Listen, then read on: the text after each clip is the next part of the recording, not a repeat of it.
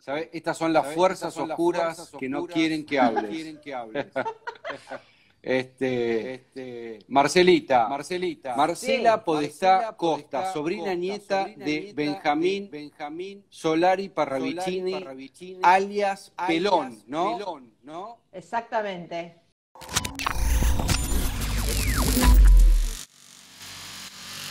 Contame un poco, Marcela, por ahí de la vida de Benjamín. Vos creo, por lo que me comentaste, viviste hasta los 20 años con él, ¿no? Hasta los 21. Ok, Hasta los 21 años viví con él. No viví con él. No viví en la misma casa. Yo vivía en la casa con mis padres y dos hermanas de él. Hermanas de mi abuela. Así que lo veía prácticamente una vez por semana. Y en esos encuentros, ¿qué recuerdos tenés de su vida cotidiana? Bueno, Pelón, porque siempre se le dijo Pelón, para mí no es Benjamín, en casa es Pelón. Pelón fue una persona exactamente igual a sus otros 7 hermanos. No era una persona que vos dijeras qué rara las cosas que anda diciendo, ¿viste? No andaba prediciendo por la vida, predicando, diciendo cosas que iban a pasar, que se iban a caer unas torres gemelas dentro de 40 años. No decía nada, era una persona común y corriente. Cada tanto tiraba hacia alguna cosa al pasar y la gente de la familia no decía nada porque todos estábamos acostumbrados a cosas raras en mi casa. Mi familia es una familia bastante especial, y nada nos llama demasiado la atención o nada nos llamaba demasiado la atención. Por ahí los que se quedaban un poco impresionados eran las personas de afuera, los amigos de mis padres o los amigos en general, por algunos comentarios que hacía, pero después él retomaba a su vida, a su charla cotidiana, él seguía hablando normalmente, ¿entendés? Sí, Era un tipo muy simpático, muy cariñoso, muy amoroso, muy amoroso. buenísimo. ¿Y él tuvo hijos? No, él no tuvo ni hijos, ni nietos, ni se casó, él era soltero. Ok. Él era soltero, este, y adoraba a todos sus sobrinos nietos, le encantaban todos los chicos de su familia, era muy cariñoso con nosotros, muy. Era el famoso tío soltero divertido. Era muy divertido. Lo que pasa es que todos los Solari Parravicini son divertidos. Es una familia que siempre se divertía entre ellos muchísimo, que se juntaban todas las tardes en casa, porque como yo vivía con dos tías abuelas mías que eran sus hermanas, siempre todos los hermanos, incluido él obviamente, venían a casa a la tarde y se quedaban a tomar el té y eran amigas y amigos que venían diariamente y se divertían muchísimo, ¿no sabes? Genial. Eran Y, geniales. y escuchame una cosa, Marcela, porque, a ver, él, ¿cómo empezó a hacer este tipo de dibujos y a tener este tipo de conexión? ¿Vos tenés información de eso? Bueno, no, yo te cuento, cuando Pelón nació, que Pelón fue el mayor de 8 hermanos, su padre, mi tatarabuelo, mi bisabuelo era psiquiatra. Y él desde chiquito decía cosas raras. Ellos tenían una quinta en Vicente López y Pelón andaba solo, por ejemplo, por el jardín y caminaba y hablaba con nadie, hablaba y jugaba y qué sé yo, y decía cosas raras. Y mi bisabuelo, como psiquiatra, estaba bastante preocupado pensando que el chico era un chico raro. Pero bueno, le hicieron un montón de estudios y un montón de cosas y descubrieron que el chico era un chico muy normal, un chico inteligente, un chico común. Y siempre, desde que nació, decía cosas. Por ejemplo, una vez había perdido una persona ahí en Olivos o en Vicente López. Te hablo, vos pensás que Pelón nació en 1898. ¿Estás Imaginá hablando? que te estoy hablando de 1920, 1920. Claro. Y se había perdido una persona y estaban todos desesperados buscando a este señor que se había perdido. Y Pelón dijo, está sentado en la Plaza de Olivos en el banco que da al norte, por decirte una cosa. Y ese tipo estaba sentado ahí. O sea, él decía ese tipo de cosas. Pero no se pasaba todo el día diciendo cosas tampoco. Y Claro. después era normal, común y corriente. Por ejemplo, un día estaban en una fiesta, en un casamiento, no sé dónde, y unas amigas de mamá y papá le dijeron, ¿cómo estás, Pelón, tanto tiempo? Y le dijo, bien, bárbaro, estoy regio, estoy un poco cansado. Ah, sí, ¿por qué? No, porque anoche estuve volando toda la noche de la cúpula de Santo Domingo a la cúpula de San Francisco. Y después seguía hablando de cualquier cosa y todo el mundo se quedaba medio duro, ¿viste? Pero para nosotros era normal. Qué Pero la bárbaro, gente qué decía, bárbaro. ¿viste? Qué cosa rara. Pero bueno, nada más que eso. Fue un adelantado, Fue un por adelantado, supuesto. por Fue un supuesto. adelantado, fue un adelantado. Vos me habías preguntado con respecto a las psicografías. Él hacía psicografías, él entraba en trance, supuestamente a la noche cuando estaba durmiendo, o cuando se iba a dormir, no sé, porque la verdad que en casa no se hablaba de este tema porque nadie le daba demasiada importancia a este tema, así a Pelón como persona.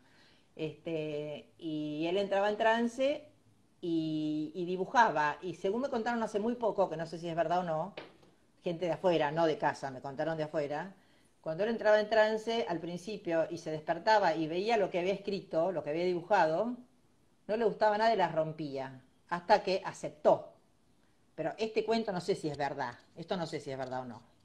Claro, claro. Eh, pero bueno, yo nunca había visto te soy sincero, yo nunca había visto una psicografía hasta el año 2001, cuando explotaron las Torres Gemelas, y en el noticiero un día yo me desperté y vi lo que estaba pasando, y dijeron, el vidente Benjamín Solari Parravicini dijo en el año tal que iba a pasar esto, y mostraron el dibujo, y ahí yo me di cuenta quién era Pelón.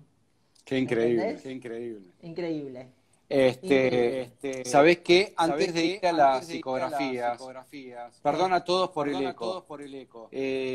Yo estaba Yo pensando un estaba poco pensando un poco que Pelón, que siendo Pelón, de siendo alguna de manera una alguna figura manera una figura pública, pública, Sí, debe haber debe mucho, haber mucho, sí, yo te no entiendo sé yo no cómo perfecto. sé ustedes cómo como ustedes como familia, porque familia, vamos, debe ser porque vamos, debe ser difícil. difícil. Es difícil, es difícil. Ahora, yo te voy a decir una cosa, mira, con Pelón, desgraciadamente, lucra la mayoría de la gente. Hay mucha gente que se dedica a actualizar las psicografías. Por ejemplo, mañana choco una moto acá en la esquina de mi casa y van a poner una psicografía que van a decir que, ay, Soraya Parravicini dijo que la moto iba a chocar ayer, ¿viste? Se actualizan.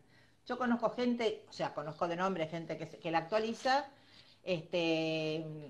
y pasan todo tipo de cosas. Es muy difícil porque a mí me llaman, a mí me buscan por Messenger, a mí me insultan porque me dicen que yo no soy la sobrina porque no me llamo Solari Parravicini, porque ellos creen que vos para ser sobrino te tenés que llamar igual. Mi abuela era Solari Parravicini, se casó con un señor y el apellido cambió. Entonces a mí me insultan, toda mi familia todos los Solari Parravicini se tuvieron que borrar de la guía porque lo llaman todo el tiempo. Es bravo porque la gente, hay un fanatismo que es difícil. Claro. Hay un fanatismo con respecto a Pelón, que no, o sea, si Pelón viera las cosas que están haciendo con su figura, se muere de vuelta, porque es como que distorsionan todo lo que él dice, ¿entendés? Claro. Interpretan una psicografía. Las psicografías no hay que interpretarlas, las psicografías están escritas por él mismo. Entonces vos no tenés que interpretar si el tipo dice, el primer can volado, que va a ir a la luna va a ser el primer ser que va a ir a la luna es un perro, es un can, ya lo está diciendo, no hay que interpretar. Y la gente se dedica a interpretar todo el tiempo las cosas. Claro, sí. ¿Entendés? De hecho, hay De hecho, muchísima hay gente muchísima gente que dice que que interpreta dice que las interpreta las profecías. profecías. Por supuesto, hay libros. Yo tengo libros de gente que me los ha regalado que interpretan sus profecías. Y las profecías están escritas. Ahora, es muy Ahora, es muy curioso curioso porque Sí, siempre lo han porque siempre lo han llamado llamado el Nostradamus el Nostradamus argentino, argentino, pero en sí, realidad pero en realidad uno podría decir que fue uno podría decir que fue superior en sus superior en sus predicciones. sí, predicciones. sí. Dicen que yo soy medio bestia, pero dicen que Nostradamus eh, acertó una cantidad de cosas interesantes, muchas cosas, pero Pelón acertó 1500. Porque dicen que hay 1500 psicografías y acertó la mayoría. Hay unas que todavía no pasaron, por supuesto, pero de 1500 ha acertado un montón y Nostradamus no llegó a esa cantidad. Perón está considerado el mayor profeta de la historia. Ajá, Ajá. Es así. Vos sabés que acá estaban preguntando, acá dicen, ¿quién recopiló o guardó las psicografías? Y eso te lo pregunto yo a vos si tenés ganas. Te lo pregunto a vos. La familia no tiene una sola psicografía porque cuando Pelón se murió en el 14 o el 13, nunca sé si es el 13 o el 14 de diciembre, porque ahí hay una disyuntiva en el tema ese del 74, habían 2 policías en la puerta de su casa, él se murió en el hospital británico, y cuando se murió me contaron, o sea, se contaba que había 2 policías en la puerta de su casa cuidando no sabemos qué, porque había unas psicografías en un arcón o 2, se decía 1, ahora se dice 2. Esas psicografías eran para su familia, para sus hermanos, que no vieron nunca una psicografía, o sea, no heredaron una sola psicografía, porque hubo distintos argumentos.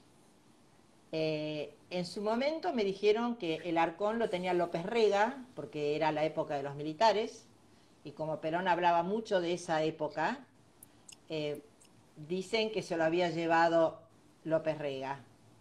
Otra versión era que se lo habían llevado los militares.